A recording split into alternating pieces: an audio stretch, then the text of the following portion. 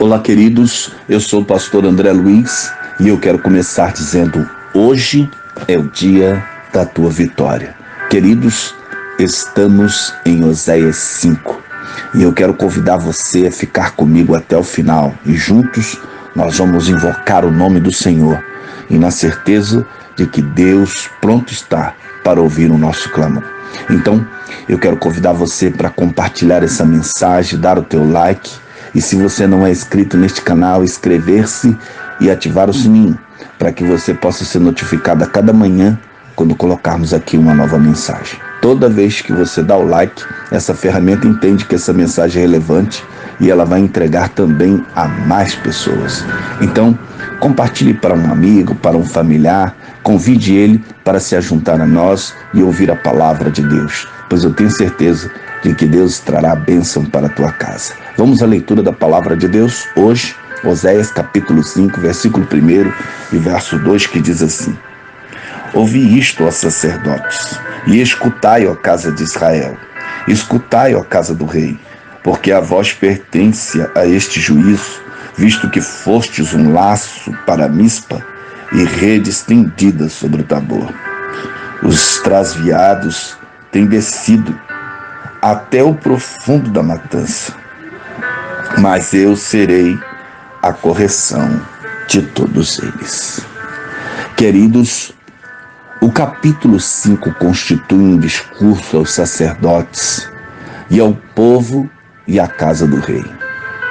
A escuridão aumenta com a proximidade do dia do juízo ou da repreensão de Deus. A consciência de Israel se entorpeceu e sua visão se escureceu e o seu testemunho acabou e o seu concerto com Deus se rompeu. Veja o que Deus está dizendo no verso 1. Ouvi isto, ó sacerdotes. Isso indica que o discurso foi feito diretamente aos líderes religiosos, mas o povo também era responsabilizado com esta ordem, pois a palavra está dizendo: escutai, ó casa de Israel. E nem os príncipes são isentos da culpa, porque o texto diz: escutai, ó casa do rei. O juízo de Deus trata de todas as três classes, porque vós fostes um laço para Mispa e rede estendida sobre o Tabor. É evidente, queridos, que a profecia está relacionada com o texto que antecede, pois Mispa e Tabor eram notórios centros de adoração de Baal e um laço para Israel. E nós vimos isso desde a metade do capítulo 4. Deus falando e repreendendo por meio do profeta a sua nação. Mispa agora estava situada no lado leste do Rio Jordão, ao passo que o Tabor ficava na extremidade oriental da planície de Jeriel, ao ocidente do Jordão. Os dois lugares eram fortalezas com função militar, onde os príncipes da casa do rei e os sacerdotes apostatas exerciam sua influência mortal sobre as pessoas, e ao armarem armadilhas contra elas, como os pássaros e animais são enganados nas montanhas de rapina.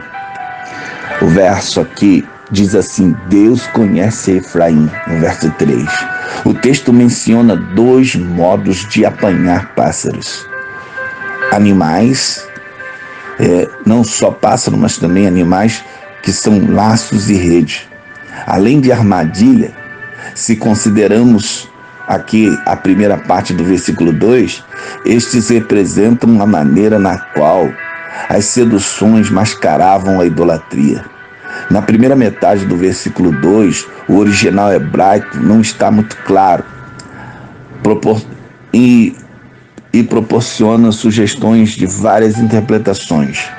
Parece que Oséias não fala de matança de animais para sacrifício, mas até que ponto extremo os trasviados foram a sua corrupção. A passagem fica mais inteligível com esta tradução: e eles cavaram uma armadilha funda em Sitim. Ou esta que diz assim: os revoltosos se afundaram demais na corrupção e na matança. A verdade é que aqueles príncipes, além de levar o povo à corrupção, todos aqueles que tinham aquelas responsabilidades, eles também perseguiam os verdadeiros adoradores do Senhor e do culto verdadeiro. Queridos, não há dúvida sobre a segunda parte do versículo, onde o próprio Deus diz: eu serei a correção de todos eles. Eu, o Senhor, diz a palavra aqui. Deus usou uma repreensão e um castigo para todos eles. A ameaça aqui prossegue. Por causa da conduta idólatra, a nação seria julgada. E o versículo 2 serve de introdução para os versículos 3 e 4. Uma vez mais, a profecia identifica que o estado moral de Efraim é a prostituição, condição que separou os filhos de Israel do conhecimento de Deus. Eles não podem voltar a Deus, visto que não querem. Veja que a palavra diz: não querem ordenar as suas ações. As suas ações não lhe permitirão voltar ao seu Deus, pois há neles um espírito de prostituição que não lhes permite reconhecer o Senhor e nem conhecer de fato o Senhor. A idolatria monopolizou-lhes o afeto de tal forma que o conhecimento do verdadeiro Deus foi sufocado. Então, aparece aqui a soberba de Israel. A soberba de Israel testificará, pois o seu rosto, como diz aqui os versos que se seguem. E a Septuaginta traduz esta palavra assim: a arrogância de Israel será humilhada. Porque a soberba, queridos, é uma doença, é um coração enfermo. E Israel era arrogante no empenho de rivalizar as forças estrangeiras como se tivesse o direito por ser uma nação poderosa. A prosperidade de Jeroboão era uma armadilha na qual a honra nacional tornava-se um sinônimo de prostituição nacional. Eles estavam se esquecendo de Deus. A soberba, então, é mais um item na lista de males que separaram Israel de Jeová. E o resultado disso, a nação seria destruída por causa do seu próprio pecado. Judá cairia juntamente com eles. A arrogância levou Israel a se ressentir com a superioridade de Judá, e este ciúme provocou a rebelião inicial de Jeroboão I. Agora, uma vez mais, a arrogância causaria a queda de Israel, mas Judá também seria envolvido. Oh, queridos, este capítulo continua o tema do capítulo 4, mas enfatiza mais o castigo que viria como resultado do pecado do povo e de seus líderes. Deus reprova os sacerdotes e o povo e os nobres. Esses tinham apanhado suas vítimas como se fosse uma rede ou um laço usado para pegar pássaros. Os crimes foram excessivos e o castigo seria adequado aos crimes. Israel se contaminou com o pecado e não se escondeu de Deus. O proceder do povo impediu o seu arrependimento por dois motivos.